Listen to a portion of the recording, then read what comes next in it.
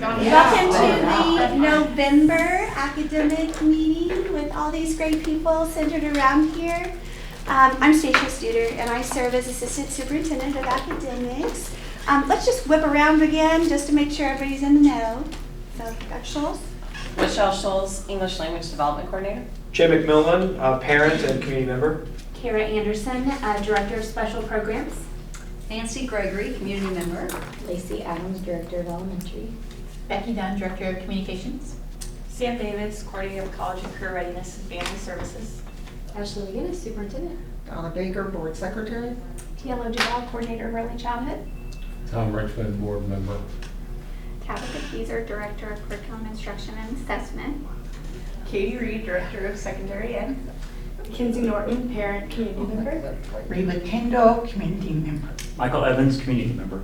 Great, everybody's around the table, thank you. So I brought this with me. This is something that we use to celebrate on Tuesday with our principals at our Instructional Leaders Network. And I think you've seen on the media, one of the main reasons that we're celebrating is our annual performance report and the great news that we received there. 74.7%, where last year we were at 67.5%. That is great work, led by some really great building leaders and our teachers in our classrooms. As you look at this report, and I think there needs to be some shared vocabulary around this report so that we can read it correctly. I want you to be informed, and I'm trying to keep it as simple as possible. So, as you know, Missouri MSIP 6, on this document here that you have right at the front, it implements an accountability system for Missouri public schools. And so each year, DESE produces an annual performance report for every district based off the MSIP 6 standards that Dr. McGinnis shared at our very first meeting, and the indicators, which measures the extent in which districts and individual school buildings are meeting and making progress towards those goals. It's one source of data used to determine classification, status, and to inform district renewal decisions. I want to share, as we get into this report, the APR is divided into two components, and you'll see that on the report. You'll have performance metrics, that's what we'll dig into today, but you'll also have the continuous improvement metrics. That evaluates the quality of systems and processes and practices a district uses to improve those. So for the 24-25 MSEC report, you have a total of 200 points you can gain. Okay, with 140 of those points allocated to performance. So 70% of those points come from our performance. And the rest of those points, so 60 points, are allocated to those continuous improvement. So what do we mean by performance? All right, performance are those state assessments. And we're required to give them in grades 3 to 8 in math and ELA, and in science, 5 and 8. And then you look, we have end of course exams, and those end of course exams are listed out there for you. I've spoke to them at length at board meetings, and when we talk about the importance of getting tier 1 instruction right in those core courses, the state has distinguished them as courses that are gateways into being ready for post-secondary world. And so we have to ensure those are right. And you'll see those. English 2, which is taking your sophomore year here right now. I put Algebra 1 or Algebra 2. That depends if you took Algebra 1 at middle level, because you were on the accelerated path there at the middle level. If you have taken Algebra 1 at the middle level, then you will take Algebra 2 when you're in high school. Then you have biology. And that was a systems move by our district 2 years ago. We sat around and we studied biology scores, and I was like, man, why are biology scores so low? The consensus from our biology teachers was, let's move biology course into course exams to our sophomore year, and that was a decision that we made there. And so biology now, for the majority of students, is taken your sophomore year. Now, we have an accelerated system where students can take that course their freshman year should they show readiness to that course. I will share in the implementation of that, our work has really centered on math, getting math right, because you had students joining Accelerated Math 7 that weren't quite ready for those competencies and those standards, and the fast pace that goes along with keeping up with that math work. And so we put a system in there right now. Right now, Tabitha Kieser, myself, and Bree Fig, who is our instructional coach of the science, are working on a screening process for biology. And so we will have a biology process, a screener, that says, are kids ready to enter biology their freshman year? And if they're not, you have to show competency to get there. The other one you're going to see is government. And government is currently right now a year long at the junior level. So those comprise the courses and the performance and the status we're going to look at that hold those points. It's so important that our district gets those courses right. And so on the APR, you're going to see something called status. And status really is the measure of academic performance at a specific point in time, i.e. the math. Students are assigned a performance level index score. These individual scores are then used to calculate the MAP performance, an MPI, and a composite score on a continuum represents the overall performance. So as we look at the APR, understand that when we talk about status, you're talking about our students on proficiency, our students at the grade level, and remember, status is determined by those MAP assessments. You will also find on the APR 2 groups. Student group categories is what they call them. And so there's a student group that says all students, and that's simple. It's all students.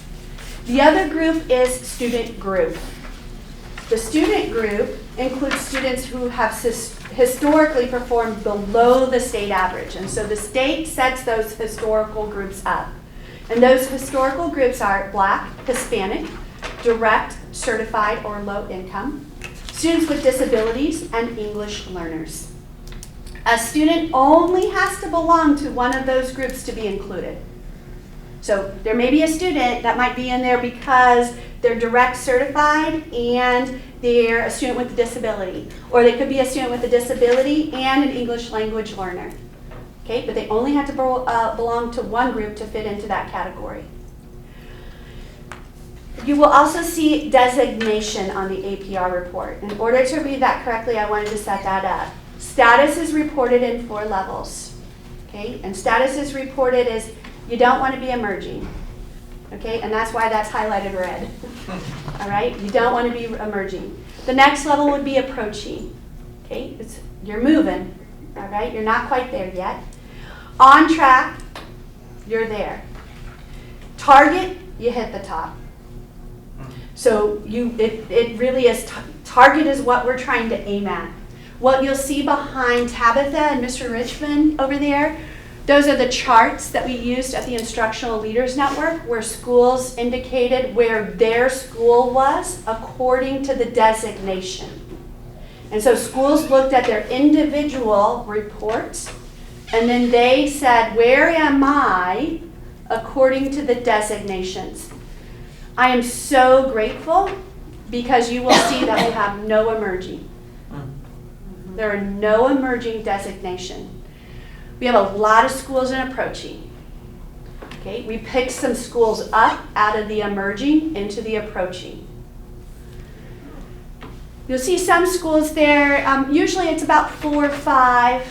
If you look at that, right behind Tabitha's map, then right next to the math is ELA, and then right next to the ELA is science.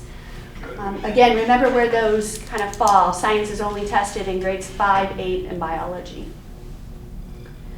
So those are the designations. There were some school reports that I had to do. How about government? Government, yes, great question, Tom, and I'm sorry I left that up there. Government is everybody's on track, except we have one school in approaching. And we'll see that in the, as we dig into the individual school reports. The individual school that was approaching was Lafayette. Everybody last year was on track in social studies, and then that school just fell to the approaching level. Now, if you do that for visual for everybody, or so they could kind of self-see where they were? You know, rather than looking at this, they actually put it up there so they could, is that what you did? Self-reflect, where's my, Self-reflect, yep, self-reflection, where's my school, where am I, where's everybody else at? But it also is a nice, I have like 87 reports for all the schools, and right now what I'm trying to dig into is who's close to moving to the next level. Like, who can we move up, and who is at the level that we need to provide more resources for. Like, they need support. And you'll see that here in a second as we dig into the individual school reports. I also, the cell size, that popped up on a few reports, and I want to talk about what cell size is.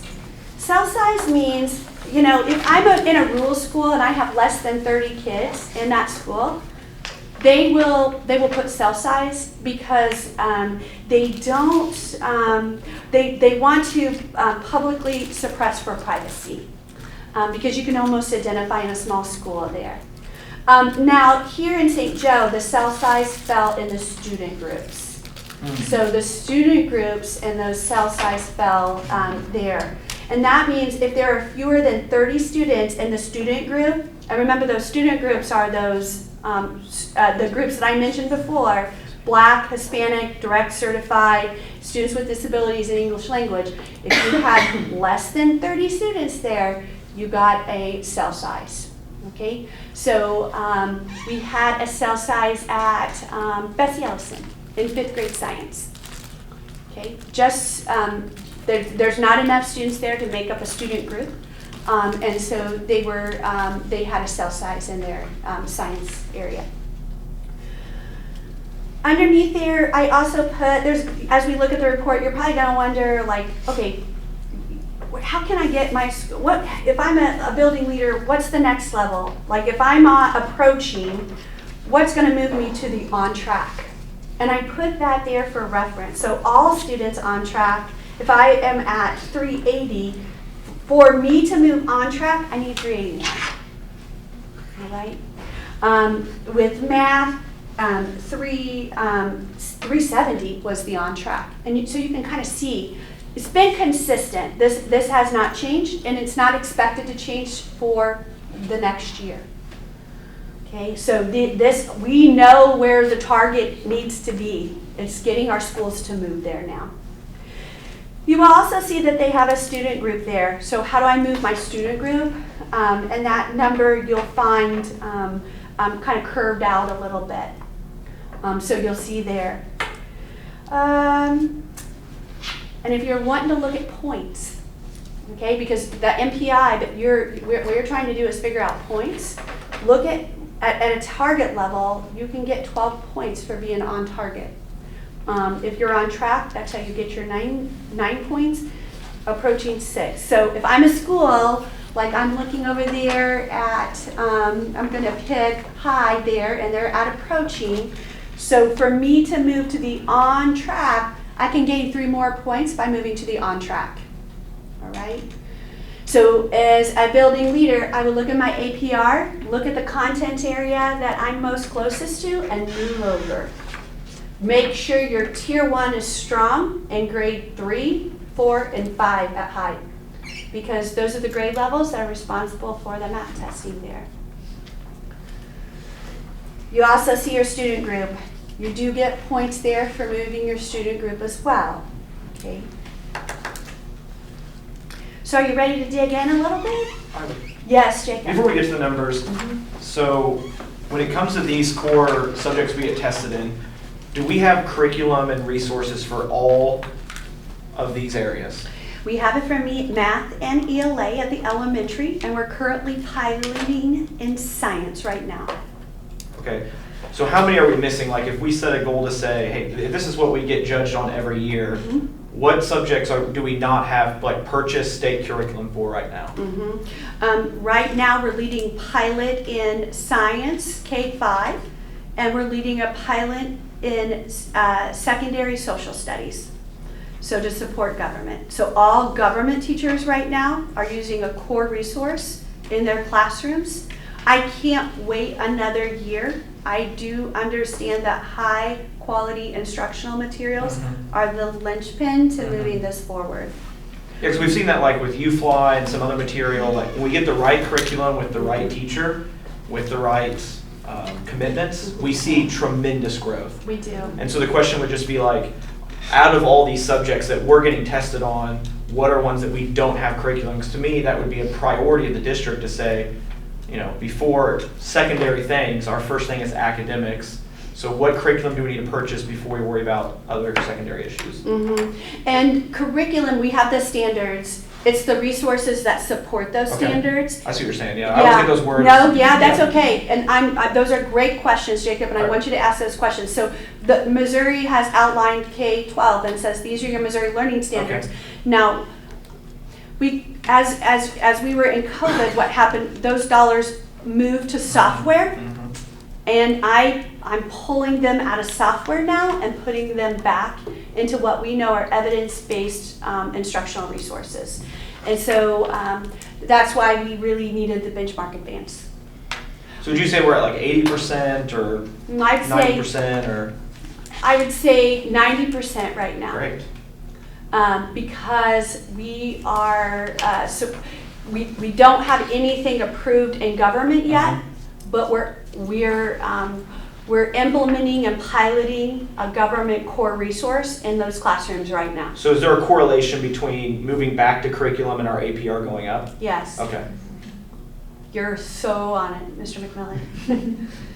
I have an in-home tutor, so. Yes, that's good. I mean, to me as a community member, when I went to school, you know, the first day of school, you got a stack of textbooks. You know, now that we have kids, obviously we have computers and stuff like that. So you just wonder as a parent, what is the textbook of 21st century learning? You know what I mean? And I know I've asked you this previously, so I just want to make sure, like, if we're being tested, it'd be wise to have resources that align with the curriculum. You're Is that the right. correct terminology? It is. Okay. And you know, here's another thing that I saw as serving as an instructional coach and serving in many schools. It's an equity piece too. Yeah.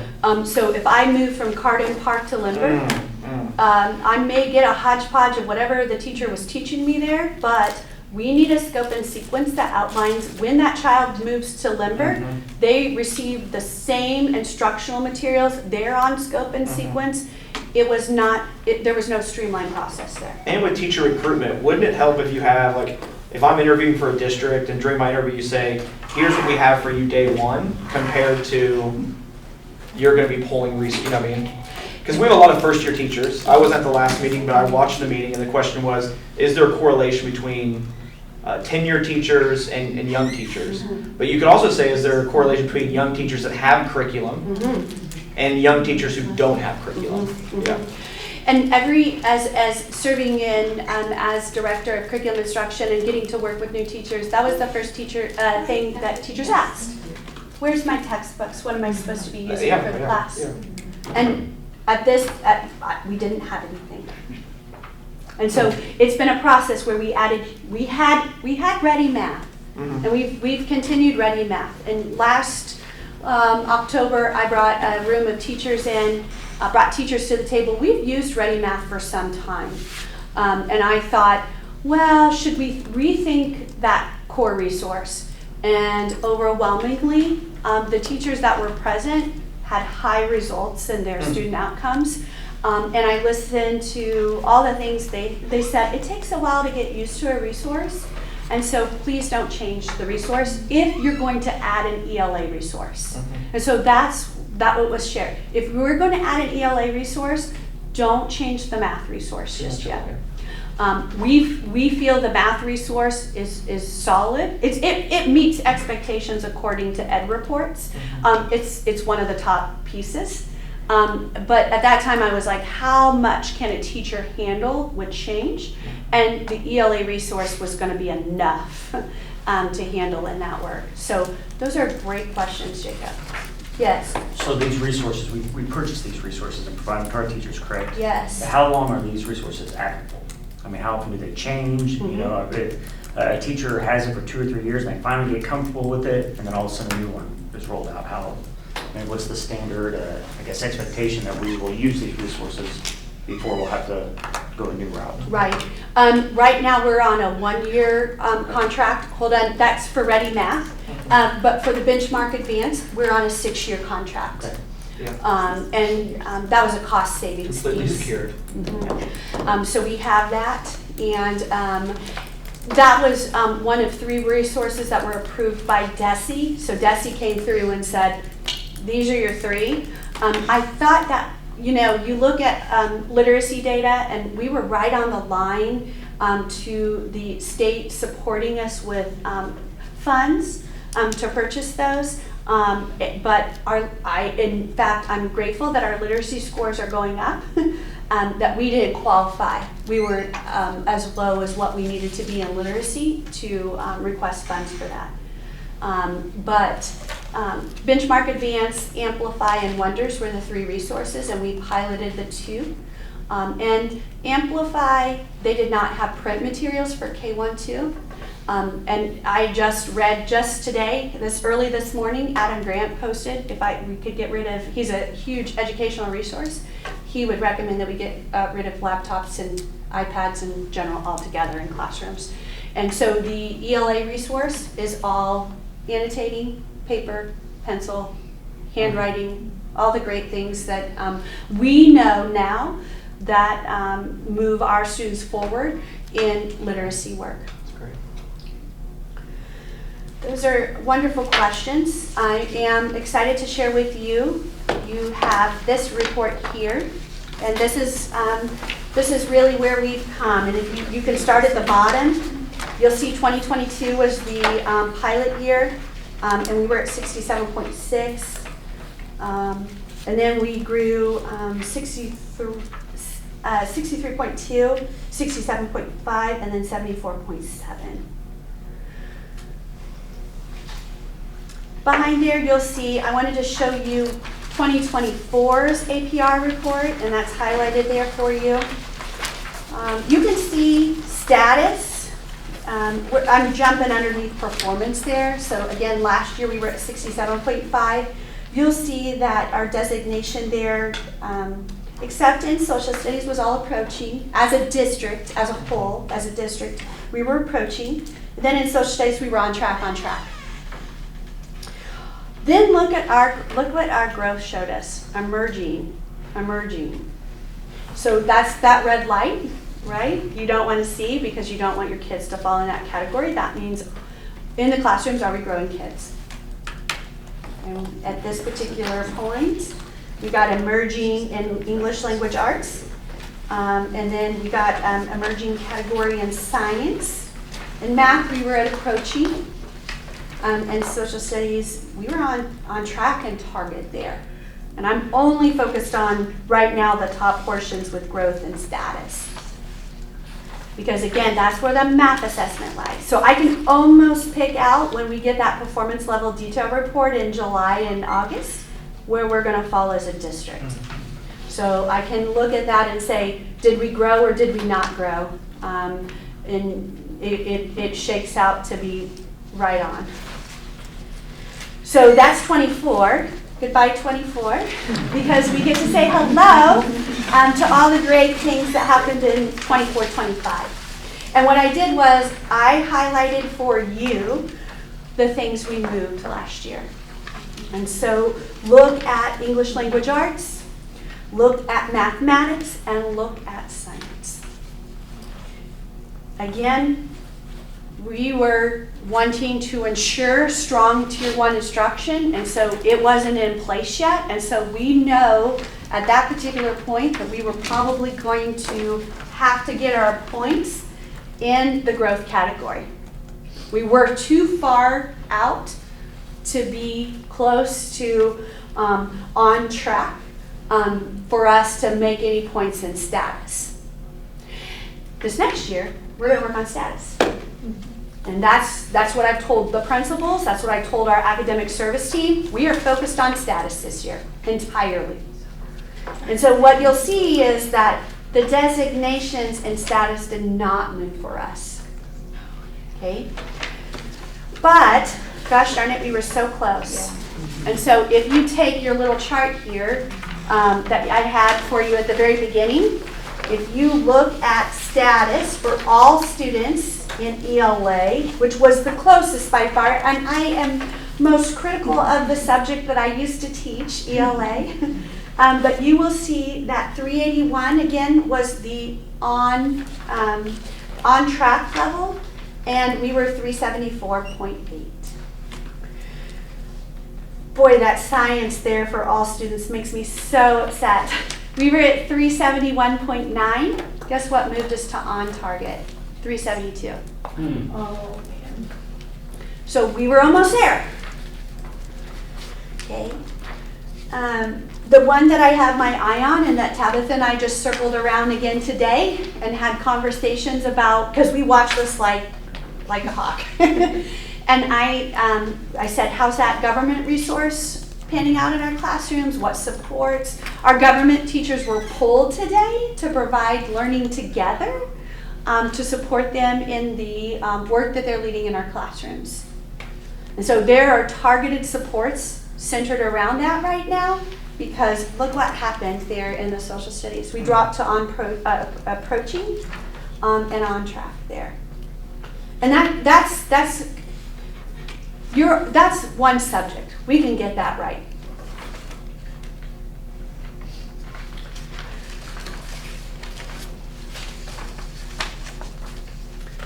Again, I want to share with you, our goal this year is status. We want to move in status. Behind that last, the district page there, what you're going to find is I took that 87 page document and I compiled it for you really quickly. It's this piece right here. And what this does is, now the district gets a report, but guess what? The buildings get a report too. And it's based off the individual building.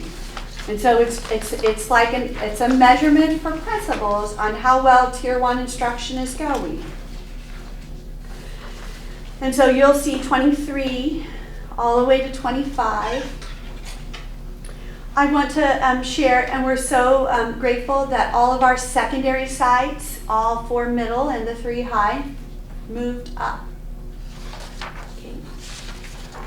You'll see that all of them, Lafayette was at 65%, Central was at 66%, and then Benton was at 58.5%.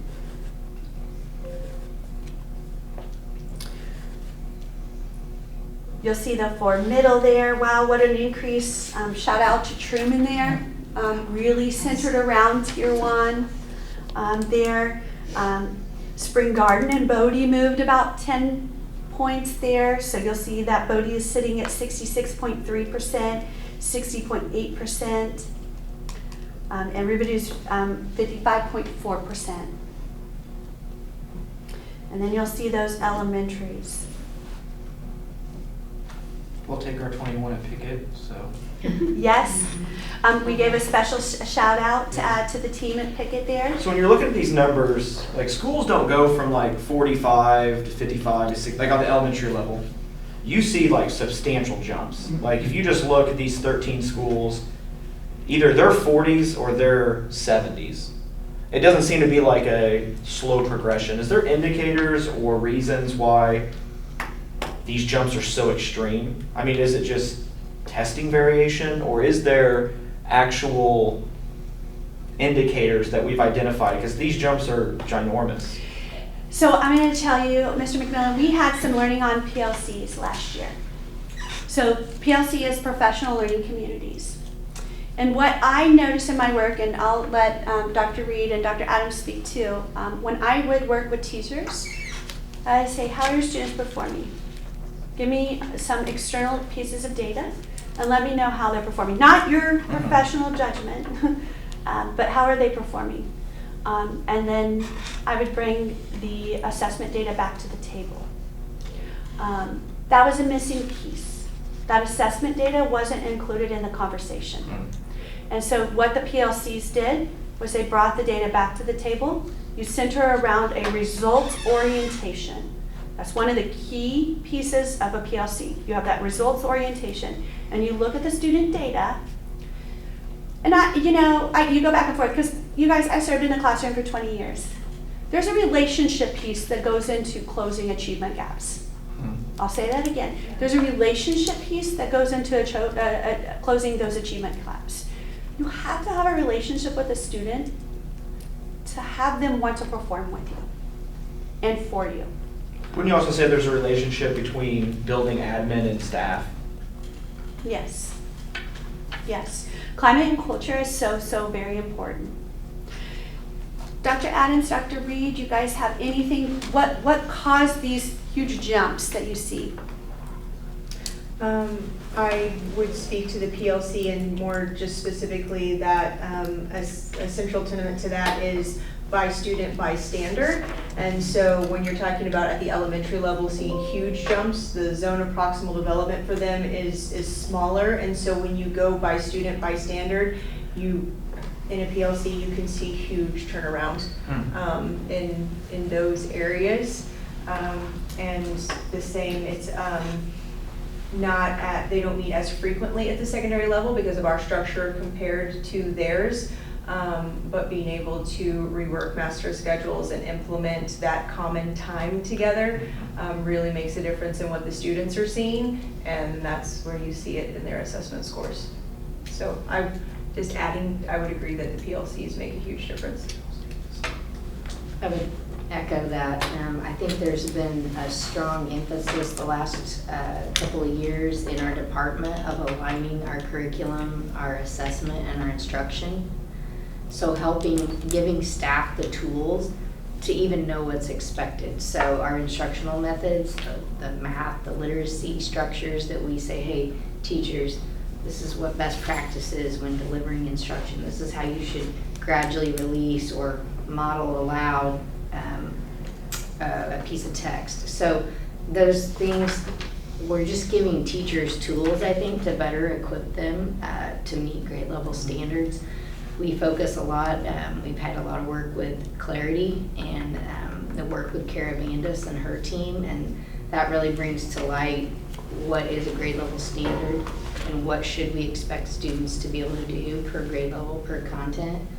And the PLCs are just kind of the vehicle, the collaborative piece of helping teams of teachers analyze student data, analyze student work, and then turn around and make a change in the classroom about it. So if something is working great, let's figure that out and replicate it.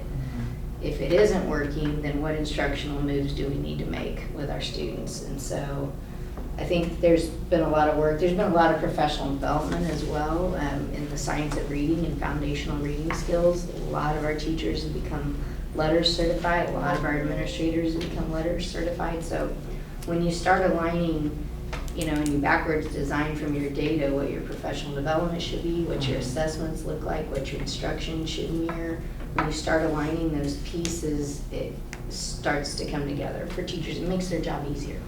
PLCs are led by teachers?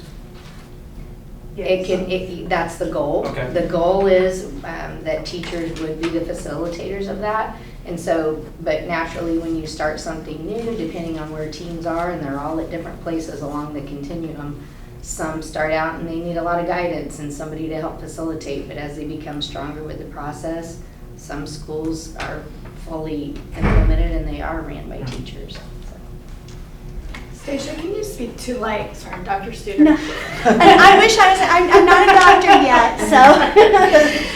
Can you speak to where reading interventionists and math interventionists fall in all of our schools, title schools? What's the process for that? Is that an administration decision? Or how does that play into our APR scores? And I'm so glad you asked that question too, Mackenzie. Let me tell you, I think the issue right now is we have an upside down. So there's something called the MTSS pyramid, and our triangle's flipped right now. And so what happens is, if I go to teach something, I want my students to learn it. If 70% of my kids learn it, then I probably did a really good job teaching it, right?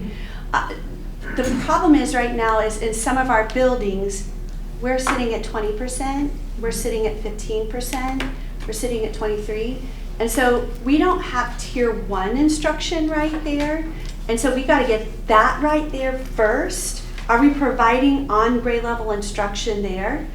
And then what I said to you is like that 70%, those 30%, they do need tier 2 and tier 3 support. And that's where those reading interventionists and those math interventionists would come into play. Now, Dr. Adams could speak on what the intervention piece looks like. What we're trying to do right now is flip that triangle up and say, okay, if everybody missed question number 2, then I need some support on how to teach that question or the standard, or I didn't get to the rigor of that standard. Lacey, anything to add about interventionists? Yeah, just anybody can be an interventionist. I mean, I say that lightly. We have people that are specifically trained in reading and some things like that. But when we talk about intervention in our school district, sometimes a student might need a second group over a specific skill, and it may come from the teacher, classroom teacher next door, because we can flex group our kids. It doesn't mean it has to come from an interventionist necessarily.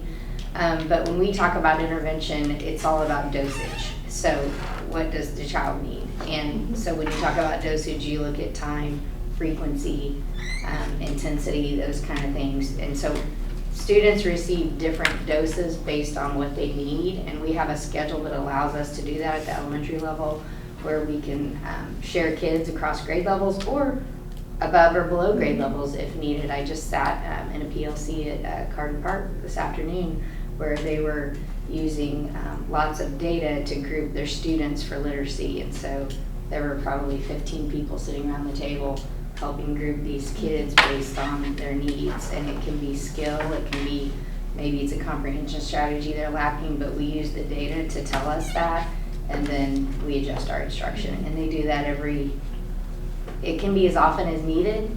Informally, it could be any other day. They could say, oh, we got that one wrong, we need to switch. But formally, they do that about every 6 weeks. So. But what I do hear you say is that tier 1 is still the most important. It like is.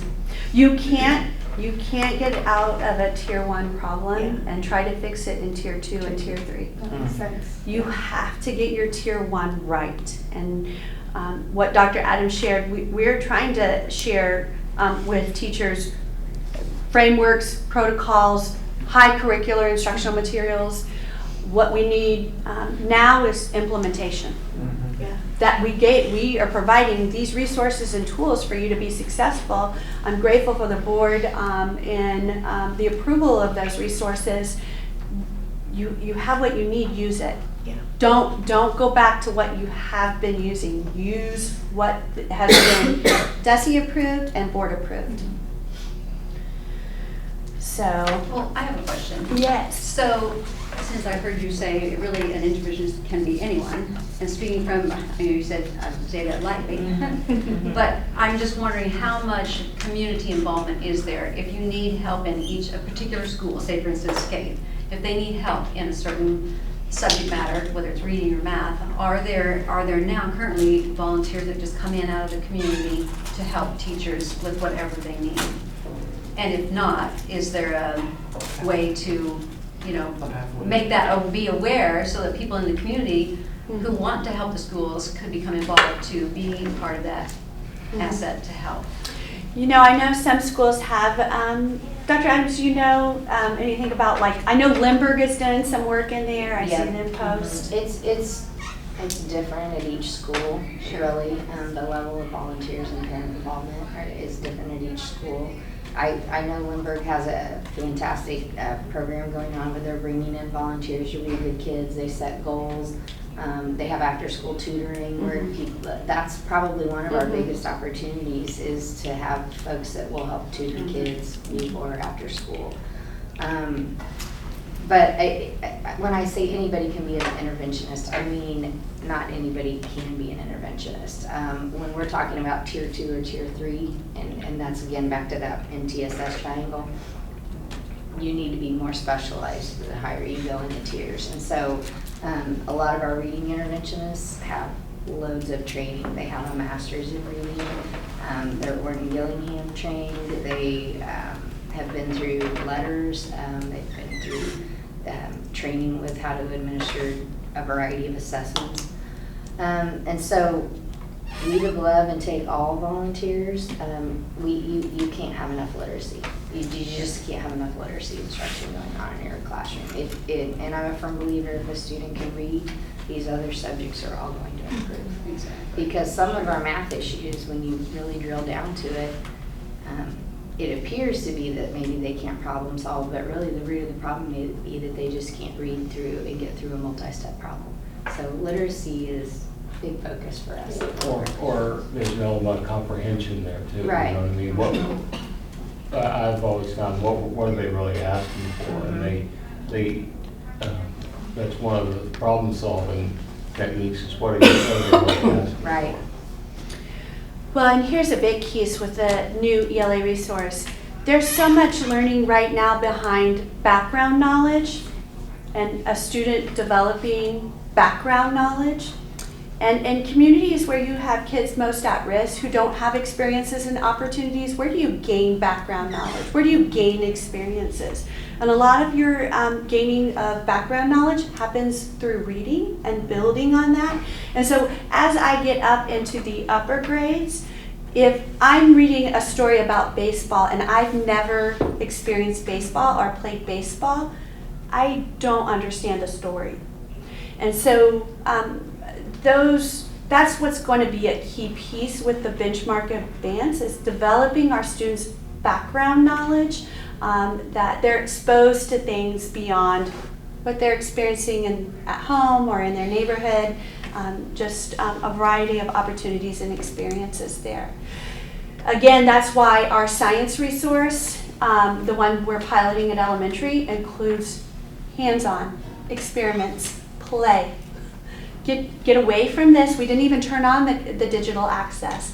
Tabitha and I met with the pilot team the other night. We don't want you to be on computers. We want you to be playing and interacting with our kids. And so all the kits came in, and teachers were playing with those and getting their brains wrapped around how to use this resource in my classroom. That's what we want for our kids. That's where they're going to learn and grow. It's great to have simulations. It's great. It's a different experience when you get to be creative with that stuff.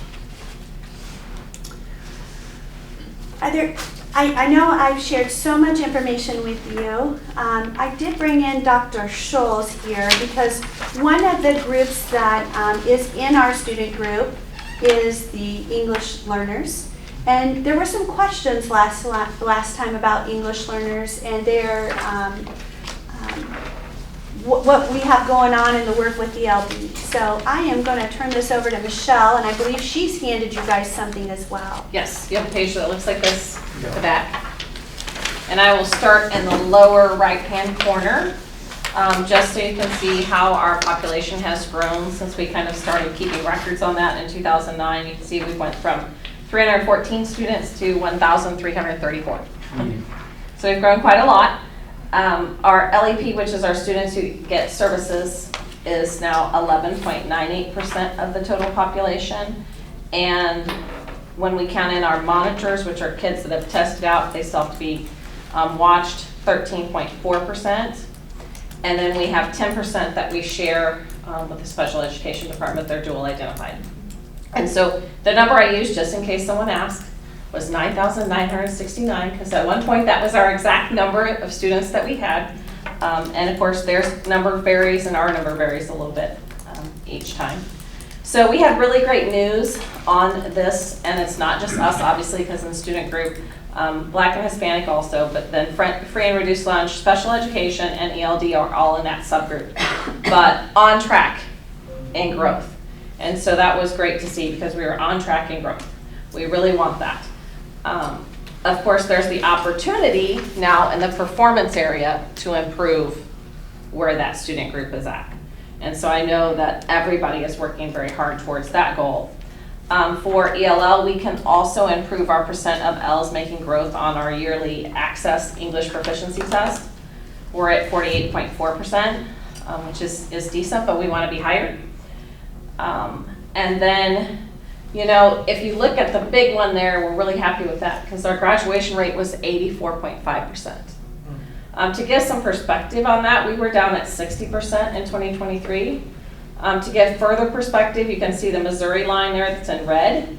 And the national average in 21 and 22 was 72%. So we're now above the national average. We haven't completely closed the gap here, but it's something that we're going to keep working on. When we saw that, we were very, very excited. So we'll continue to work on that part. How do we achieve these results? Well, obviously, our ELD teachers and our ELD specialists are fantastic. They're working hard every day, looking for new ways to reach each and every kid. One of the things we've been emphasizing over the last 3 or 4 years is our process for ensuring that ELL students graduate.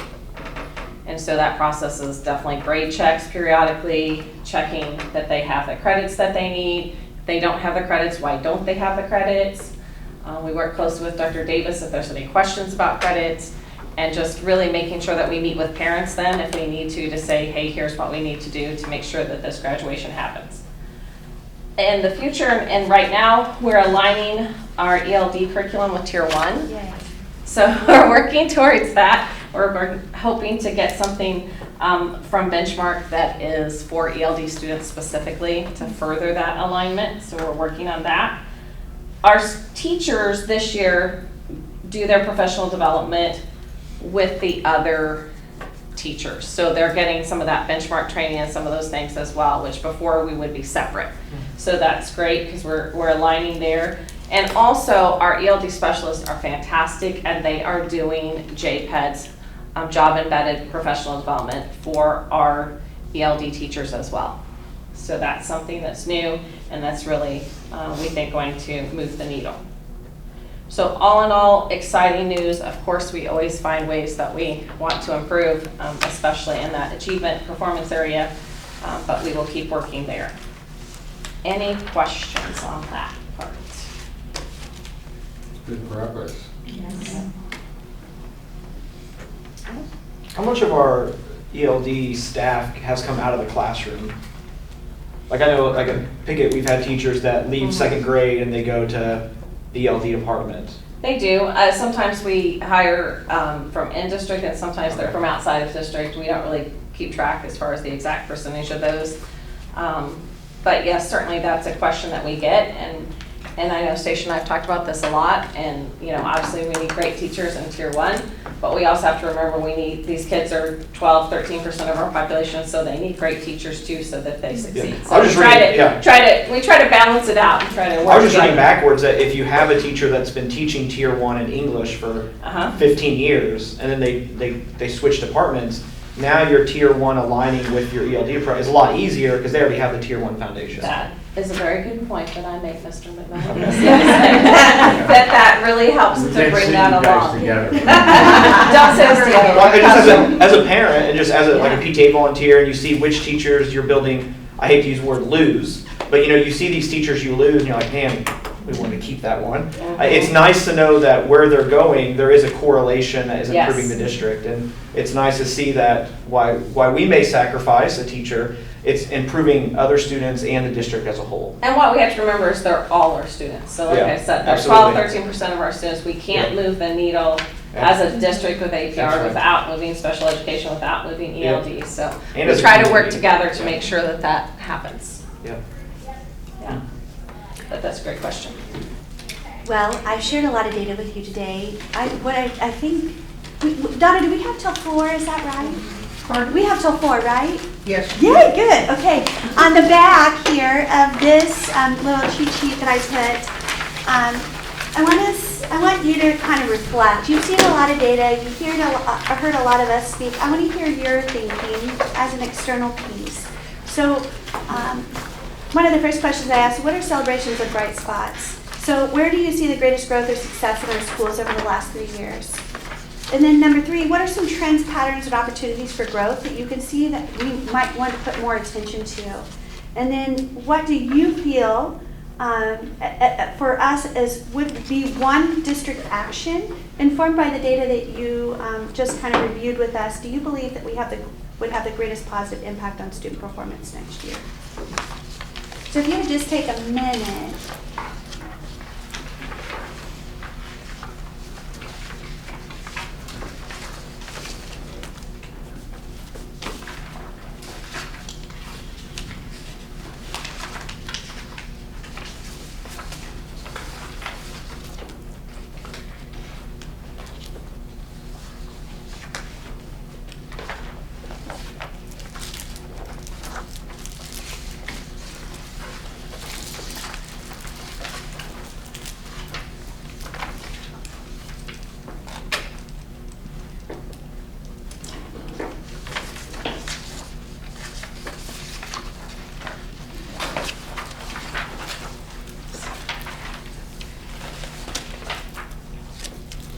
I want to say one thing before Dr. McGinnis left.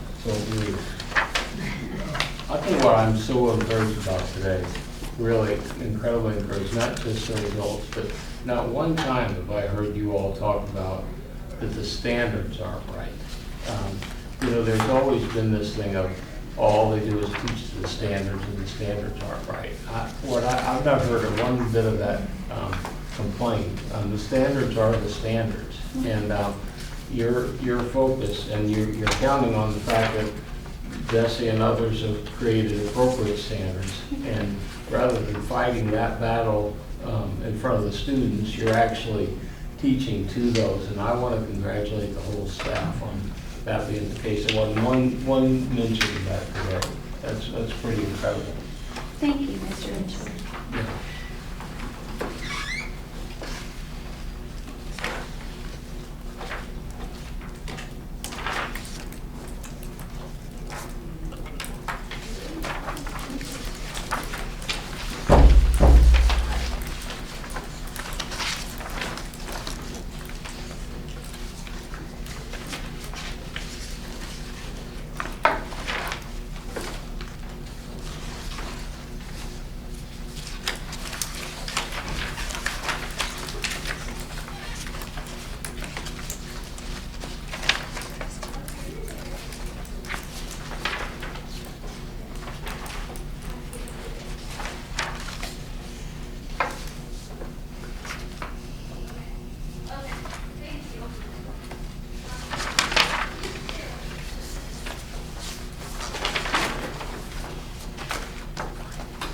Now, I know I'm not have given you near enough time, but I want you to share one, please. And so, like Mr. Richmond said, one of the things that we are trying to change in the culture and climate of St. Joe is we lead with excellence in all we do. It doesn't have to be perfection, but it's with excellence. We want high standards and high expectations for our kids. And if you don't lead by excellence, and have a belief in our students, that our students can do it, those are two critical things that will not allow us to move forward. Belief and a high standard is the expectations in all of our classrooms. The one I put was a celebration on Bright Spot in 2024 in literacy, and that's the one I watched most closely. Like Dr. Adams shared, that's going to be the cornerstone to move us forward in all contents. We were emerging in growth in 2024. Now we're on track in growth and literacy. And I will share that the Missouri Read, Lead, and Exceed and all the letters work that we have put in there, the U-Fly, and now the key piece at the grade level math tested items, that benchmark is going to be a big piece. Michelle? One thing we haven't talked about, but it's part of APR, is the improvement in attendance. So I think that's really important. We can't get all of the other things if we're not in our seats. So I think that improvement in attendance has really assisted us in making some of these other things possible. I think just the transition in resources, coming out of COVID and getting back to hands-on learning, the books, I think just equipping our teachers with the resources necessary to teach up to curriculum and standards has been good. Just looking at the data only, I think a bright spot is all of our schools are at 50% or higher. And we have been in the 30s and 40s most of my career. Some of those schools have dipped into that. And so that is very pleasing, just looking at it first off. So we're on the right track. For me, it was just overall the APR going from 63.2 to 74.7%, because we did that 70% is kind of like, we've got to be there. Yeah. Or we're going to lose the accreditation. Yeah. So that, to me, is the biggest overall thing. That was mine too, just as a district overall, getting over the 70% mark was big for us, for the whole team. Definitely. I think just from the discussion and the approach that you've mentioned, I think bringing the data to the PLCs and having something that that you can really focus on that is objective to demonstrate how students are performing. I think that's good to keep that front of mind. Mine was like Dr. Anderson's, just that growth, and I think that shows with high expectations. Our students can achieve, and they are very, very capable.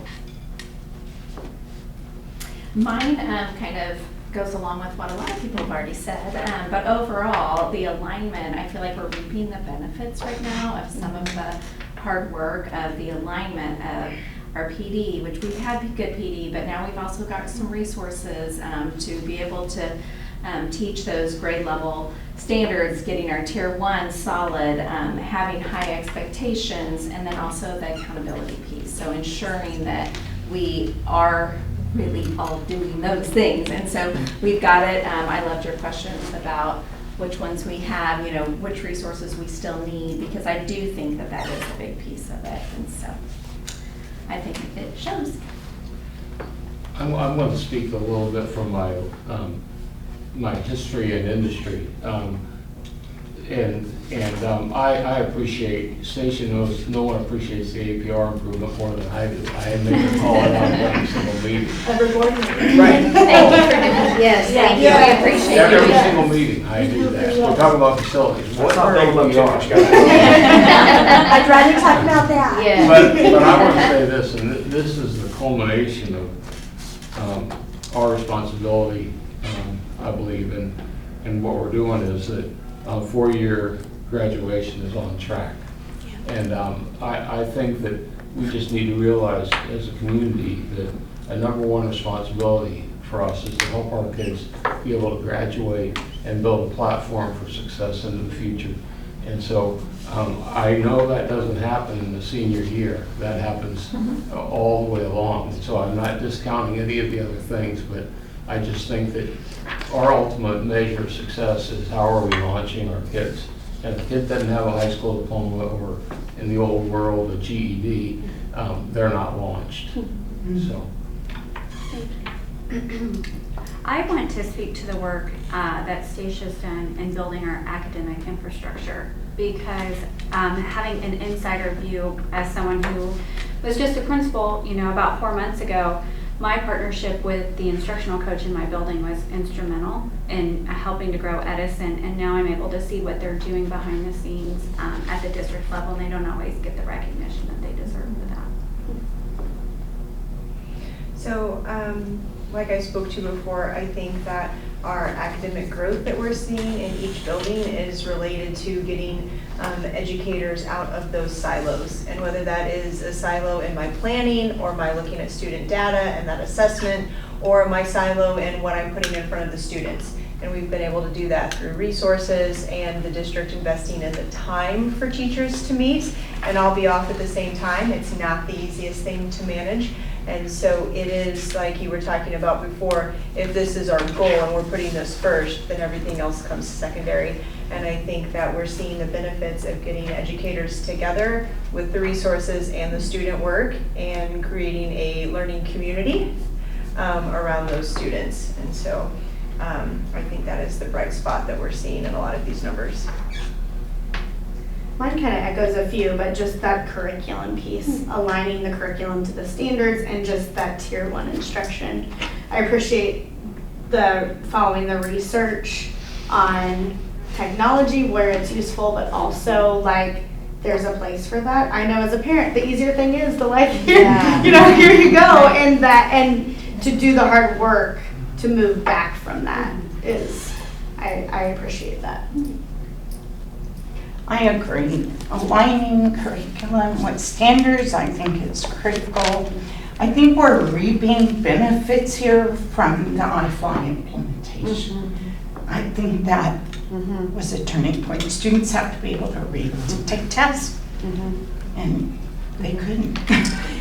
It was bad. Yeah, this will be our first year where we have a third grader that's completed K1 and 2 in UFly instruction. So I'm excited to see that scope. They've received a full scope and sequence of UFly instruction, and they're going to test this year. Yes. So. I had a little firsthand experience with this because my 5th grader did not receive UFly and my current 2nd grader did, and the difference in those two was pretty cool to see. So, Thank you. Well, the tough thing about going last is everyone is. You just say ditto. I know. So try to come, I guess one that jumps out to me is the ELD graduation data.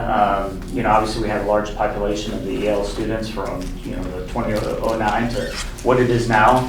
And I think oftentimes, we put blinders on and we focus on, what's comfortable and what's in front of us. But obviously the city of St. Joseph is continuously changing. We know that, and to say that, hey, we are focusing on that, because at the end of the day, those students that fall into this category are members of our community. And so we need to have, for St. Joseph to get back on track, we have to make sure that those individuals are being educated, like you said, that they're a student as well, and treat them all the same. So I think that's a big part, and something that's very noticeable that is going to continuously push those good, qualified individuals into our society as educated members. Well, I can tell we're all positive people. We led with positive things. We know there's opportunities for growth. We definitely know there's opportunities for growth, and understand that we are fully centered on that work to celebrate, but also capitalize on what are next steps. Because I shared with the principals on Tuesday, 80%, we are working towards 80% this next year. That'll put us with the Kansas City schools. And I'll break down that data the next time we come back. We know where we are in St. Joe, but how did we do across the state? So, thank you so much. It was great to connect with you guys. Have a great Thanksgiving.